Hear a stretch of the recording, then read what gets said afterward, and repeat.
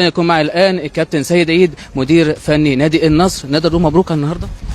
طبعا الحمد لله، كرم وفضل من ربنا. انا بلعب فريق بينافس على بطولة الدوري وفريق كبير ومع جهاز فني كبير، وطالع من مباراة النادي الاهلي وانا اصلا يعني بلعب في منطقة خطرة جدا، وبيفرق معايا البونت والثلاثة بونت. فبالنسبة لي طبعا هو مكسب طبعا ان انا اخد بونت النهارده الحمد لله. لعبت بخطة دفاعية النهارده، انت كنت عايز كده من اول مباراة لاخر مباراة؟ يعني هو التزام دفاعي، بس هي قدرات لعيبه بتفرق، قدرات لعيبه بتنافس على دوري، قدرات لعيبه بتنافس على هبوط. دي طبيعي، فانت لازم تلعب على قد قدراتك. هو الاولاد النهارده التزموا كلهم، ويمكن يكون التزامهم ده كان ممكن يجيب لهم نتيجه ايجابيه.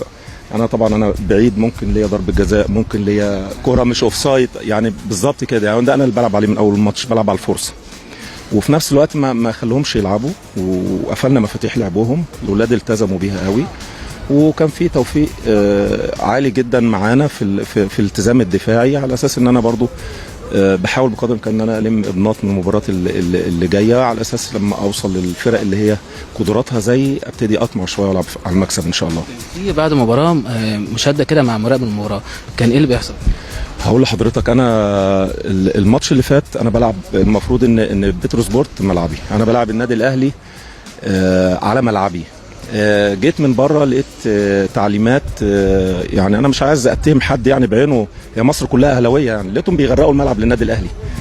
فبصراحه كان موقف مش ظريف من اداره الاستاد. المفروض ده ملعبي، انا النهارده ما اقدرش اتكلم معاه ان هو يعمل في الملعب زي ما هو عايز. هي دي الشده جايه من مباراة انبي. ايوه بالظبط، ما كلامك مظبوط. انا بقول لك الشده جايه من يومين، انا بلعب من يومين على نفس الملعب. فهي الشده جايه من كده، ان الناس يعني غرقوا الملعب قبلها. دي حاجه. الحاجه الثانيه، انا ما اعرفش يعني في قانون رش الميه المفروض يبقى قبل الماتش على الاقل اسخن عليه، لكن انا خلصت تسخين ودخلت جوه والملعب اتغرق.